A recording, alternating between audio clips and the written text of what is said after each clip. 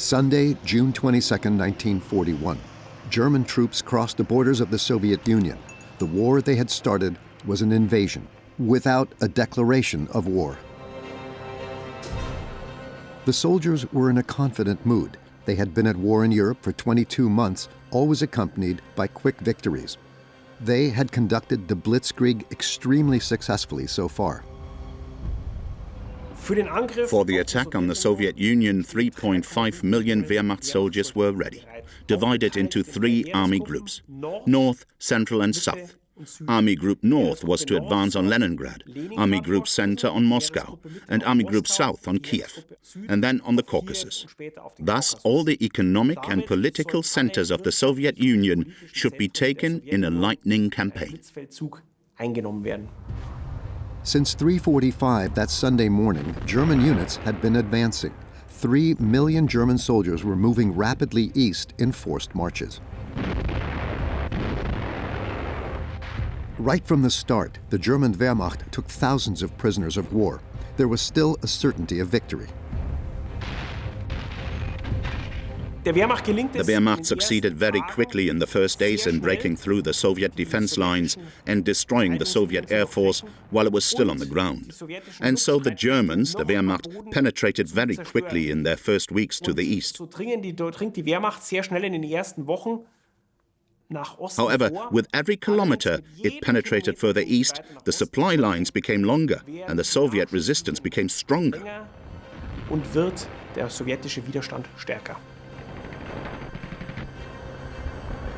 From the start, the civilian population was also targeted by the fighting troops. The German newsreels showed nothing of this in the first days of the war. They were convinced that they could crush Soviet Russia, the colossus with feet of clay, with one blow. In the summer of 1941, the Wehrmacht was at the zenith of its capabilities. It had combat experience, it had learned lessons, it had long training periods, it had improved armament and ammunition, and the initial experience was we were vastly superior to the Red Army. The invasion of the neighboring country was sold to the German population as a preventive war. On the morning of June 22nd, Propaganda Minister Joseph Goebbels, in a radio message, delivered a proclamation from Adolf Hitler. Deutsches Volk, in diesem Augenblick vollzieht sich ein Aufmarsch, der in Ausdehnung und Umfang der größte ist, den die Welt bisher gesehen hat. Von Ostpreußen bis zu den Karpaten reichen die Formationen der deutschen Ostfront.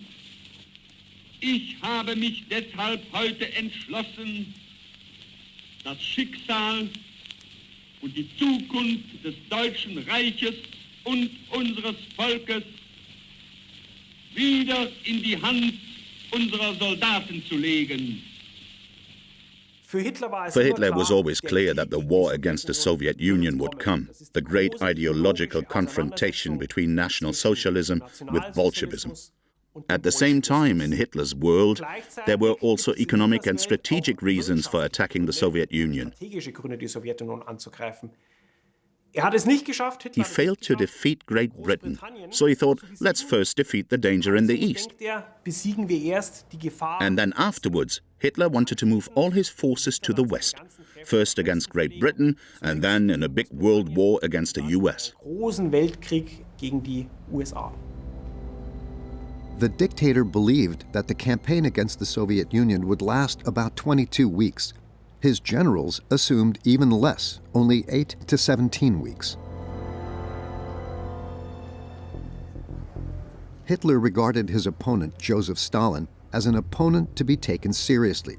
The Soviet dictator was a clever head, a bloodhound, whose blood regiment of Bolshevism had to be put down as soon as possible.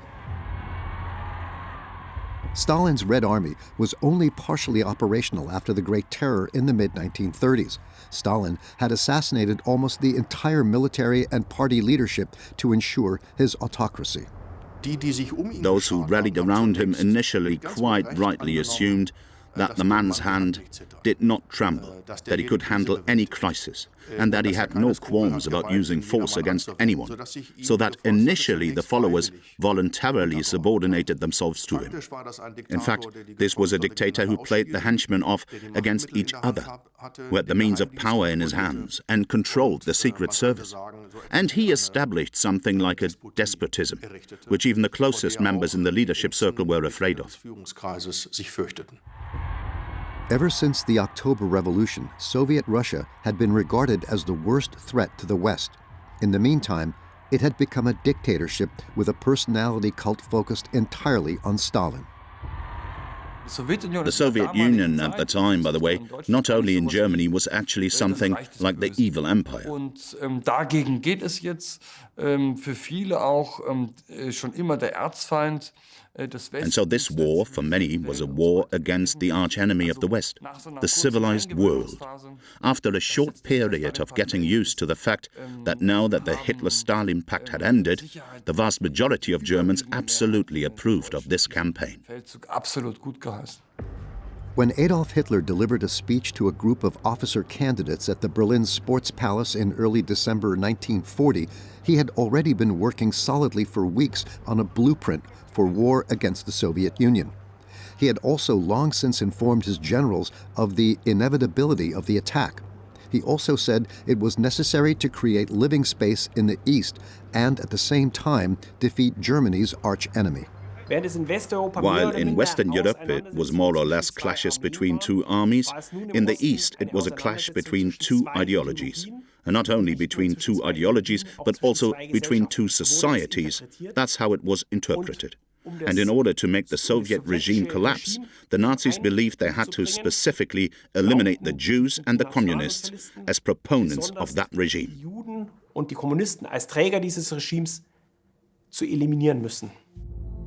Hitler planned a campaign of extermination. Corresponding orders were formulated in advance.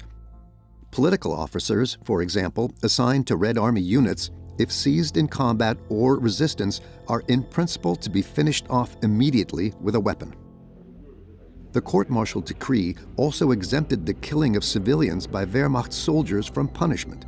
Officers' reactions ranged from outspoken approval to reluctant acceptance.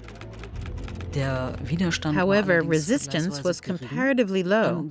As always, of course, there was a material moment.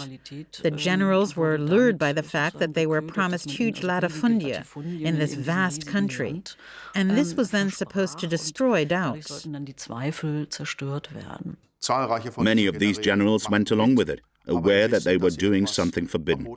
So, from the very beginning, the German generals compromised, went along with the crimes. Colonel General von Reichenau, one of the die-hard Nazi leaders, even justified and defended it publicly. Field Marshal von Manstein said that a Bolshevik political officer was not a comrade, and that one could shoot him without hesitation.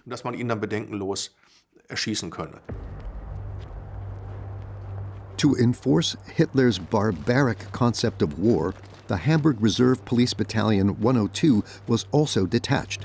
Their official mission, to secure the rear areas.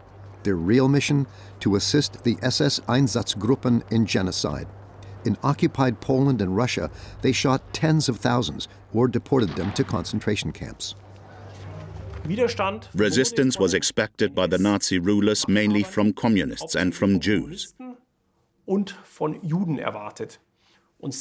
very quickly this order was interpreted as carrying out ethnic cleansing against the Jewish population and the communist intelligentsia.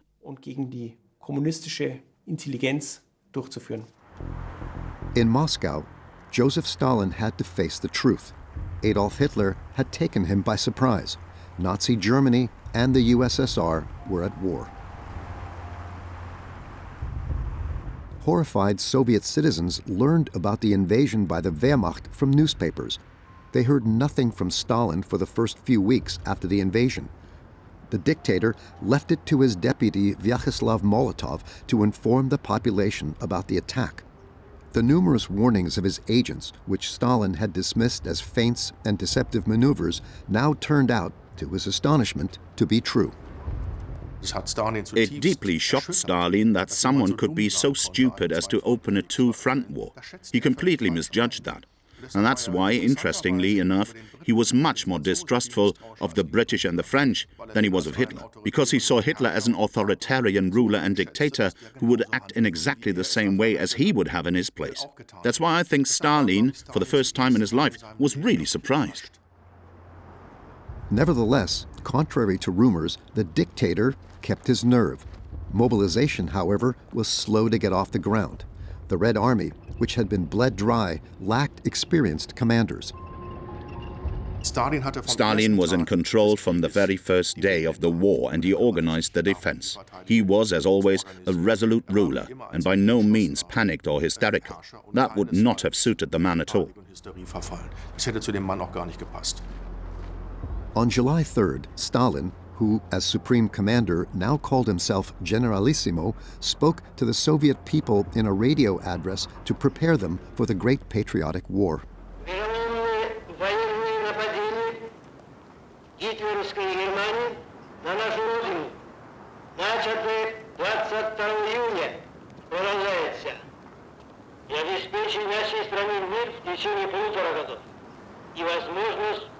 подготовки своих сил для отпора, если фашистская Германия рискнула бы напасть на нашу страну вопреки пакту. Это определенный выигрыш для нас и проигрыш для фашистской Германии. This had a great effect. Not only that most Soviet citizens heard the dictator's voice for the first time, he basically never appeared in public. They heard for the first time this man with the heavy Georgian accent, who spoke Russian with mistakes, who addressed his compatriots and immediately used this formula, brothers and sisters.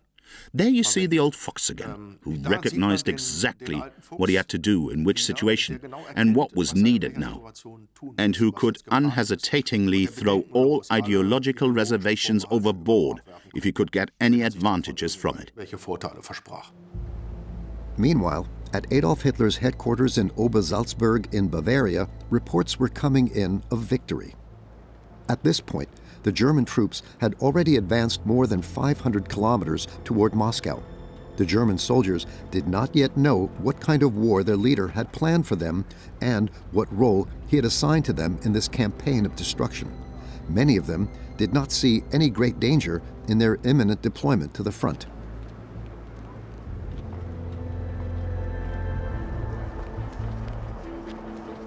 Gerd Brügelmann, a young lieutenant from Paderborn, received his marching orders then. A year earlier, his only brother had been killed in France.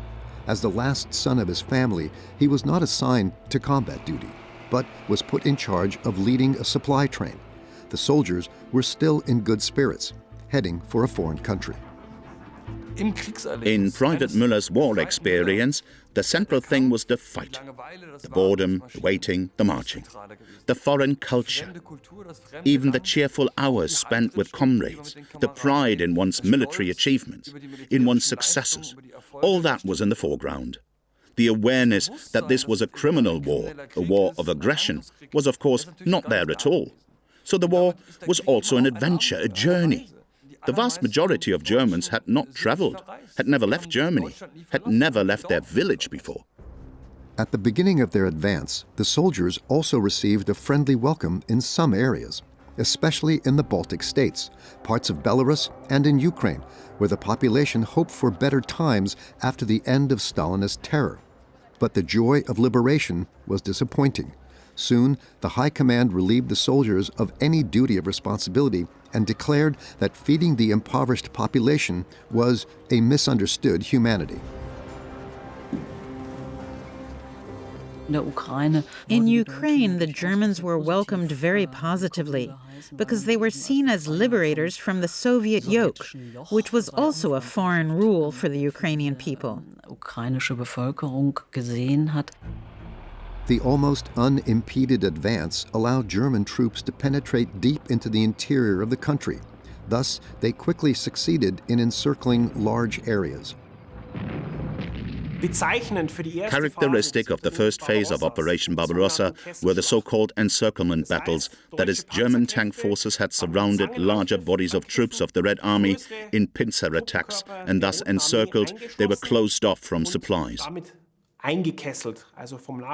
And so there were huge numbers of prisoners in the first weeks and months of the war.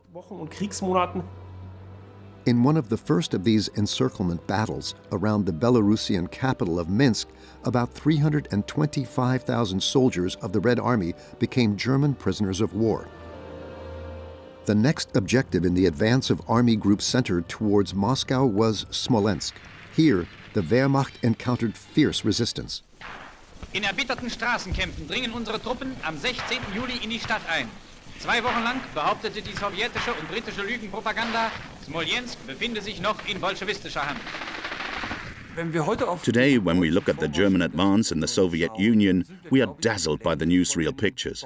We see the encirclement battles. We see the huge streets full of Soviet prisoners of war. We see smiling German soldiers. But the Germans suffered immense losses in the advance. And this Wehrmacht was actually shrinking and shrinking. Because while many Red Army soldiers went into captivity, many also fought to the last bullet. Weil natürlich gehen viele Rotarmisten in Gefangenschaft, aber sehr viele kämpfen auch wirklich bis zur letzten Patrone. Contrary to what the newsreels claimed, it actually took 2 months before the German troops finally decided the battle in their favor. The Soviet leadership could not find an effective strategy against the lightning-quick advance of German troops. The huge mistakes made by the Generalissimo often benefited the Wehrmacht. Stalin made the mistake of simply forbidding army leaders to retreat. As a result, they were constantly surrounded and huge army units were destroyed. They surrendered by the 100,000s because they realized that they couldn't use their military skills at all. They had no weapons, no boots, no uniforms. Their officers ran away or didn't lead them at all. As a result, the number of prisoners of war increased rapidly. 300,000 Red Army soldiers were trapped in the Smolensk basin. The Germans mercilessly crammed them into very confined spaces. The prisoners of war suffered from hunger and thirst. Soon, epidemics such as typhus were rampant in the camps. In the end, the Wehrmacht failed to do everything that should have been required for humane accommodation. And this led to the biggest mass death in the German sphere of influence in 1941. 2.2 million died, and a total of about 3.3 million Soviet prisoners of war perished in German captivity. It's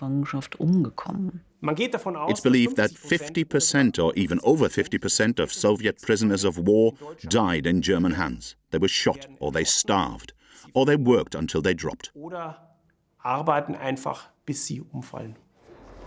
Those who were lucky were supplied from surrounding villages. Often, impoverished farmers gave the prisoners their last bit of bread. A German officer noted in his diary, there was nothing to eat. Not even water. Many died. They were finally given dry macaroni to eat, which they pounced on madly. Of all the crimes for which the Wehrmacht was responsible, I think the treatment of Soviet prisoners of war was the greatest crime. Most Wehrmacht generals did not feel responsible for the mass deaths in the German camps. Responsibility for the conditions in each prison camp lay with the respective commander. Thus, the negligence was passed on from the upper ranks to the overburdened officers.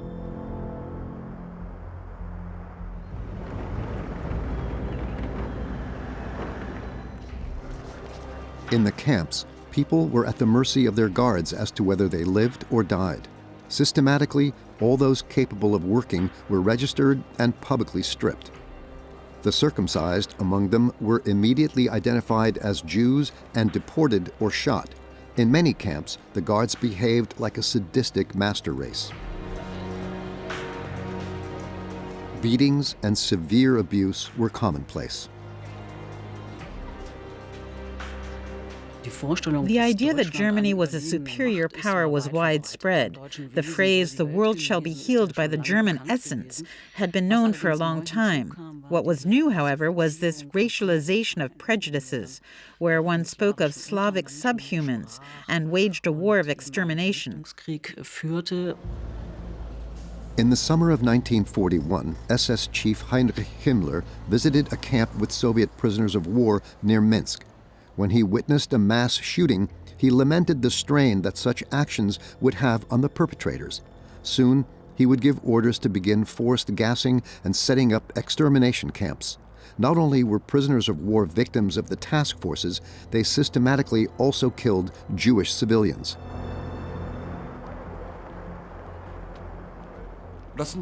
These were the extermination squads that followed the troops who at first received vague orders, which eventually leaned more and more in the direction of shooting all Jews. All men at first, but then also women and children.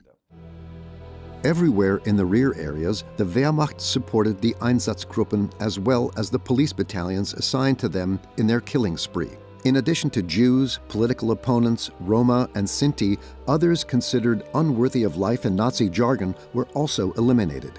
The SS troops were not the only ones who brought terror to the country.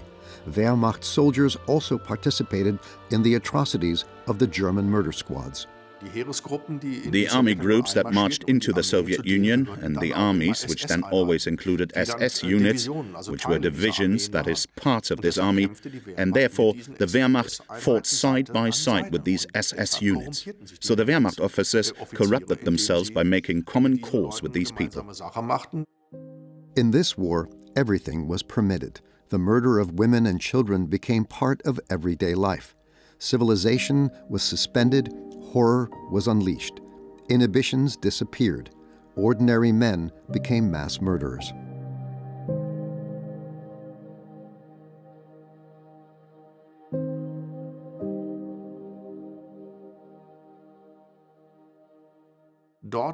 Where killing was no longer forbidden, but ordered, and where it was morally justified, they said, what you're doing is not bad, you're doing it for a good cause. And where men knew that their friends, families, wives and children could not see what they were doing, they did it. Not everyone did it, but a lot of them, thinking nobody's going to find out.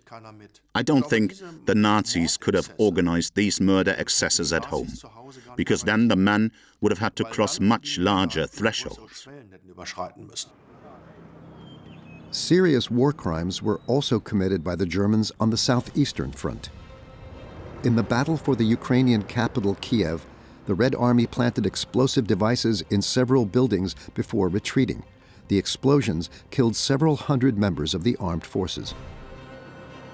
The nationalist Ukrainians had welcomed the Germans as liberators. Now, together with Wehrmacht and SS officers, they demanded retaliation for the Bolshevik attacks.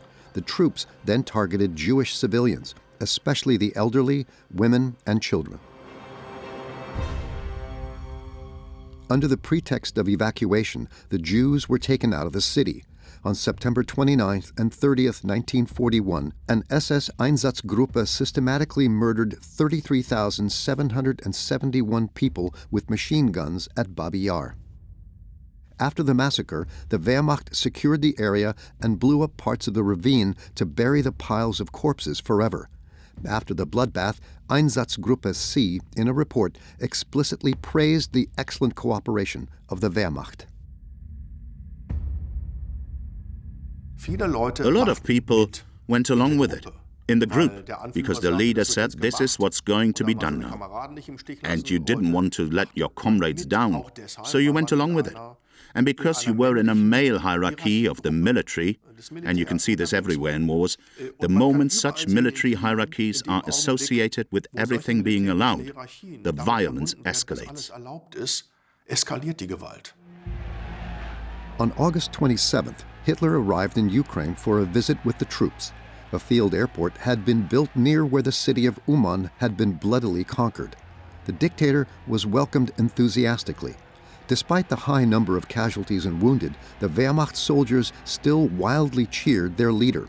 The soldiers were convinced that the war would soon be won.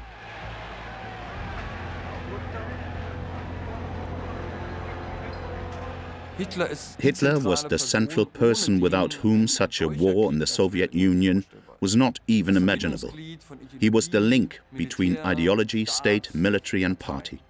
The soldiers saw things differently, in a way that seems crude to us today. They separated ideology and Hitler. Hitler was seen by many as the father of the fatherland, to whom one was also loyal, to whom also sworn oath. And then there was the evil party. Of course, we know today that that's insane, to separate the two. You can't separate them at all. But to the soldiers, Hitler was seen as a positive figure for an astonishingly long time in the war. This is, of course, an auxiliary construction to also explain why one continued to fight. Italian dictator Benito Mussolini had also arrived to see for himself the progress of the campaign in which his troops were also involved. Hitler informed the surprised Duce that the conquest of Moscow was no longer a priority, but Leningrad was. Exactly what Hitler planned to do was communicated to the commanders of Army Group North in the secret command document of August 28th. The Leningraders had to be destroyed by starving them to death. After surrounding the city, any evacuation by the civilian population must be prevented, if necessary, by using weapons. Behind this, of course, was the calculation that a city of millions like Leningrad could not have been supplied at all. The Wehrmacht and the Germans did not want that at all. They didn't want to get the civilians on their side. If they had wanted that, they would have fixed it, but they didn't want to. And that's why the decision was made to surround the city and starve it out.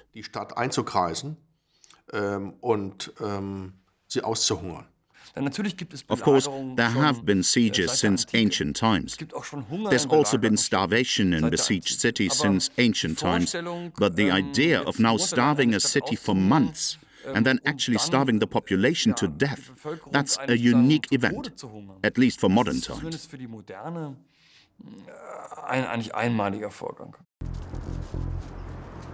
On September 8th, the siege ring closed around the city and its 3.3 million inhabitants. All supply lines were cut off. Thus began one of the most perfidious crimes of the Wehrmacht. The German Luftwaffe dropped incendiary bombs over the city. Tons of food was burned. Soon, a large part of the population suffered from hunger. An unbelievable number of people starved to death, became cannibals. Terrible scenes took place in Leningrad. If you meet older people in Petersburg who had experienced this, they cannot forget it for the rest of their lives.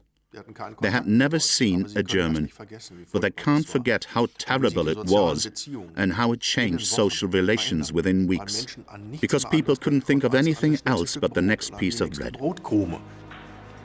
After the onset of winter, the mass death planned by the Army High Command began. Many froze to death because they had no fuel left. But the worst was the hunger. According to estimates, 1 in 3 Leningraders starved to death during the 900-day siege, more than 1 million people.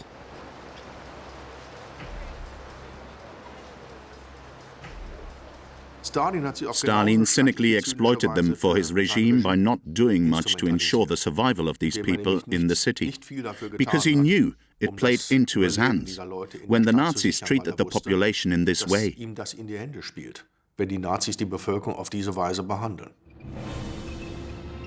Meanwhile, Army Group Center continued to march on Moscow. The Soviet capital was supposed to have been conquered by August, but by the end of the month, the breakthrough had still not been achieved. Nervousness began to spread in the Wehrmacht High Command.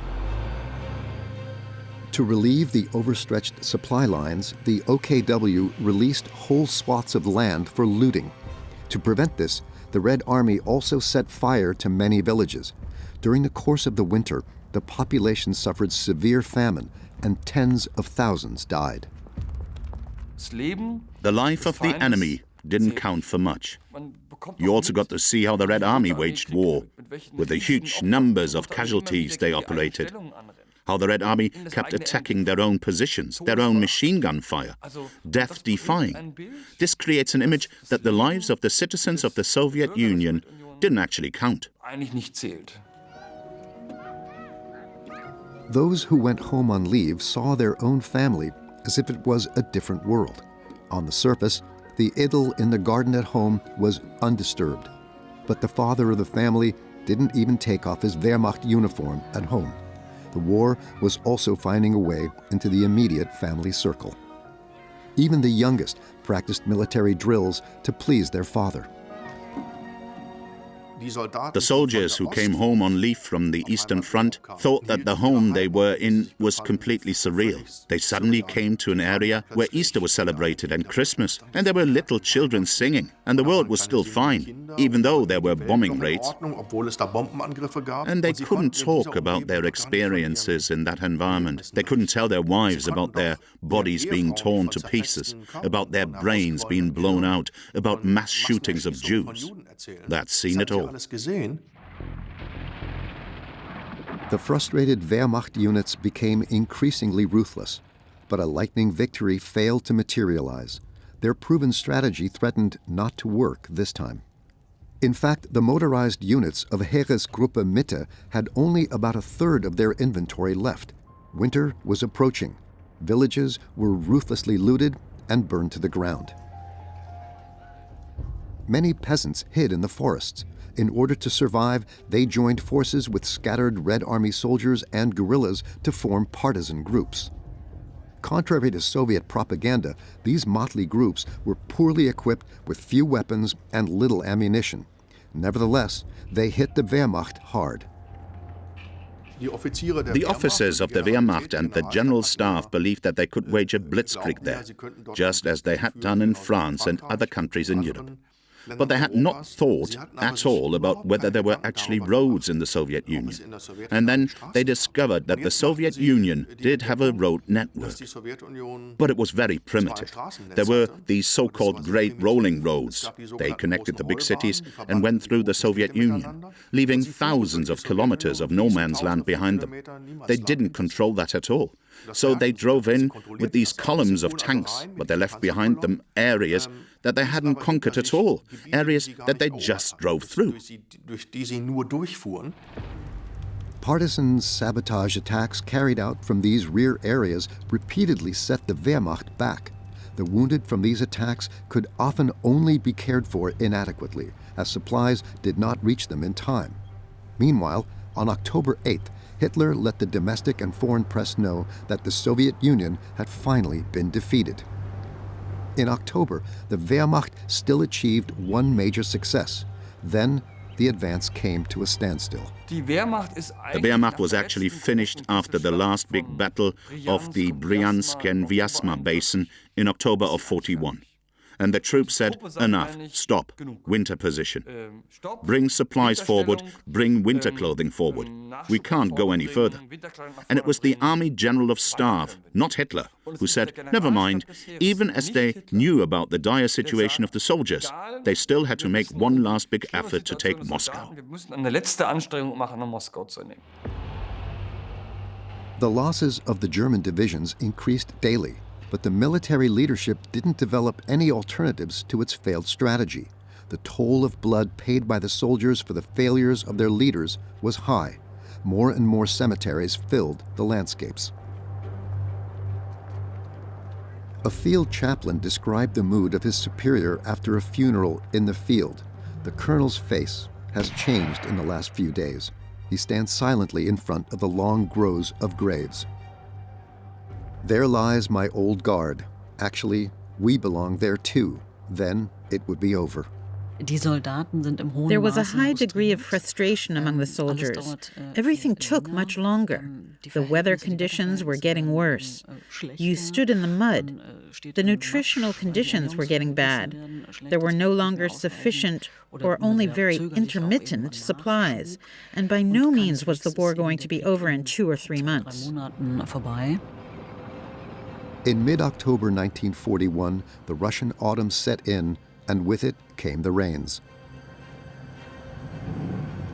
Lieutenant Brügelmann's supply train was also advancing slower and slower.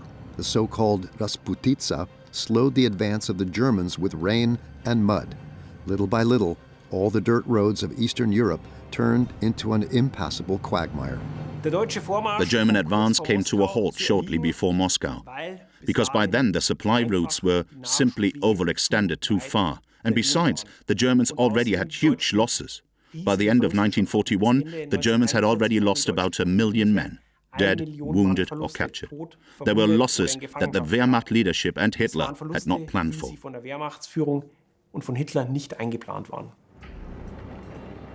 In Moscow, Stalin knew how to use the time he gained. Thousands of civilians built barricades and tank trenches. Then, the strategic reserves from Siberia arrived and marched from Red Square directly to the front. Meanwhile, reports from German aerial reconnaissance units about massive troop deployments in the Moscow area were dismissed by the German leadership as ghosts. Stalin entrusted the leadership of the life-saving offensive to a hero of the Soviet Union, General Georgy Zhukov. On the other side of the world, Franklin D. Roosevelt adhered to the principle of good neighborliness and considered any imperialist expansion of his country as unreasonable. Thus did the U.S. president become the antagonist of the expansionist Axis powers. Roosevelt knew that sooner or later his country would have to intervene in the conflict, but the majority of his countrymen were against entering the war. The main tendency in the United States at that time was to say, we have completely different problems to solve in our own country, especially of an economic nature. We need everything now, but not war. We don't need to enter here. And Roosevelt, too, had actually said quite clearly that he wanted to put an end to this American imperialist policy. Mit dieser amerikanischen imperialistischen Politik Schluss machen möchte. In particular, the U.S. felt threatened by Japan. The Japanese had continued to arm themselves and had been waging a war against China for years in violation of international law. Finally, the United States suspended all trade relations with Japan and imposed an oil embargo. They responded with a secret plan of attack on a U.S. base in the Pacific. On the Japanese side, there were definitely military people who felt that they had really been backed into a corner. For these military men, there had to be this attack on Pearl Harbor at all costs, in order to free themselves from this feeling of being backed into a corner. In that sense, Pearl Harbor was clearly liberating strike. So gesehen war Pearl Harbor ein eindeutiger Befreiungsschlag. Located nearly 3,700 kilometers southwest of the California coast, Pearl Harbor had been home to the U.S. Pacific Fleet since 1940. Undetected, a Japanese fleet approached the Hawaiian Islands. The Kido Butai had covered 6,000 kilometers. It was December 7, 1941, and at 10 minutes to 6, the Japanese aircraft carriers moved into position. Half an hour later, 185 planes took off. It took the attackers an hour and a half to reach their destination.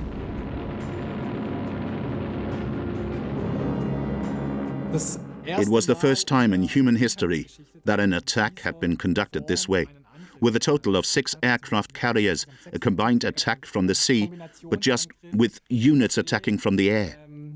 Aber eben mit Einheiten, die aus der Luft angreifen. 140 ships, including 8 battleships and 29 destroyers, were anchored in Pearl Harbor at the time, but they were considered obsolete. Some had already been in service during the First World War. Their relocation to the middle of the Pacific was intended to send a message to a belligerent Japan. This deployment of the fleet to Pearl Harbor was a very clear statement, a very clear signal from the United States that said, we're not going to completely sit idly by and watch what's happening here in Asia and what Japan is doing in Asia, even if we don't directly intervene militarily now. At least, we're showing a presence in this way. At 7:48 a.m., the first Japanese fighter planes attacked, followed by formations of dive bombers and torpedo planes. The message to Mission Control, Tora, Tora, Tora, was the agreed signal that the surprise had succeeded. The Japanese attackers documented their success with a camera as the first bombs hit the Ford Island airfield. Shocked and surprised, the soldiers and sailors came to the realization, this is not a drill. Washington had anticipated that sooner or later there would probably be armed conflict in Asia. However, it had more strongly expected that it would happen somewhere in Southeast Asia. But Japan had not been figured to actually attack the heart of the Anglo-American presence in the Asia-Pacific, that is, the Pearl Harbor naval base, which was armed to the teeth.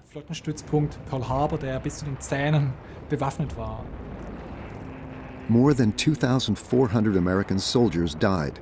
19 warships were sunk or damaged, and around 200 aircraft were destroyed.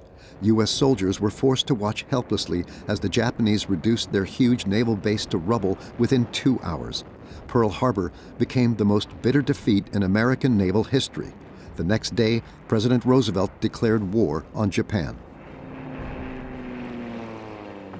On the Japanese side, there was a misconception, because they had a misconception about the American politicians.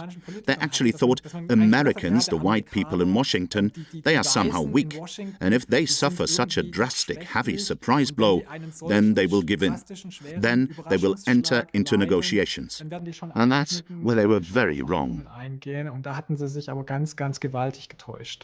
Hitler, too, was surprised by Japan's attack. The dictator kept the promise he had made to his ally in case of war. On December 11th, the Third Reich declared war on the U.S. The European war now became a world war.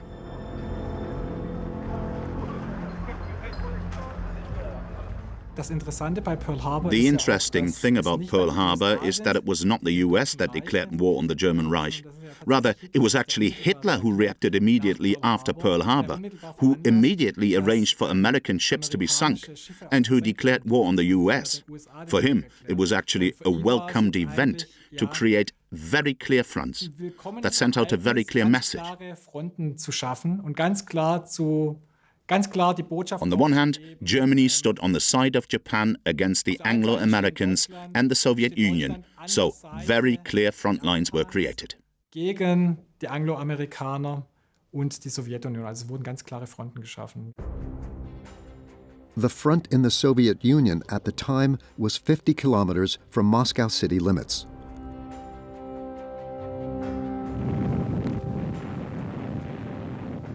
On December 5th, the Red Army struck back. The offensive hit the surprised German troops with full force. Just a day earlier, the General Staff had announced that the Red Army was, at the time, not in a position to attack Army Group Center. The biggest enemy for the Germans was, first of all, the Russian geography, the Russian winter. The problem that a huge army could not be supplied over huge distances. Logistically, it didn't work.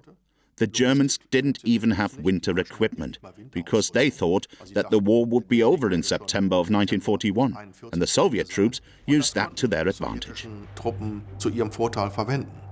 By mid-December, the Red Army had averted the threat of Moscow's encirclement and was gaining ground on its side. With the weather at 40 degrees below zero, only a few German soldiers were equipped with sufficient winter clothing. 2,500 of them died every day. Moscow, the counter-offensive of the Red Army, what foreign armies east, the German intelligence service wrote on the eve of this offensive. An offensive is not to be expected. The Germans simply could not imagine that the Red Army would do that. They also didn't understand what reserves the Red Army still had. They didn't understand this country either. They had no real knowledge. Even for the intelligence service, Russia remained a foreign country. And what critical voices that did exist in 1941 were pushed to the side. Unfazed, on December 18th, Adolf Hitler gave the weakened troops the order to fanatically persevere. At the same time, the dictator forbade any retreat. He fired dissenting generals, some of whom beat him to the punch with requests to resign. On December 19th, Hitler finally seized supreme command of the army and relieved the previous commander-in-chief, Walter von Brauchitsch, of his command. On the home front, an ideal world was created. Those who were wealthy, like the Henkel family of merchants in Hamburg, spent Christmas with their loved ones. The father, Hans, had not yet been called up. 3 years later, the family would receive his last letter from the Eastern Front. Hans Henkel would die fighting near Budapest, but the Germans still had no idea of their impending defeat.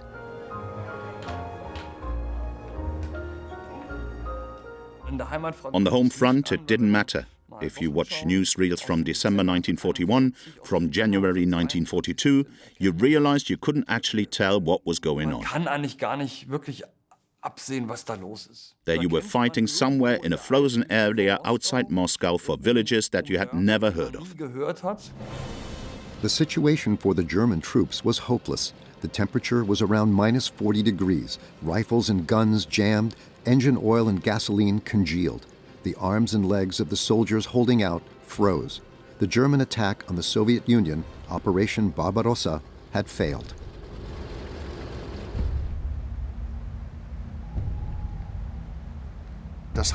This caused a shock effect among the soldiers.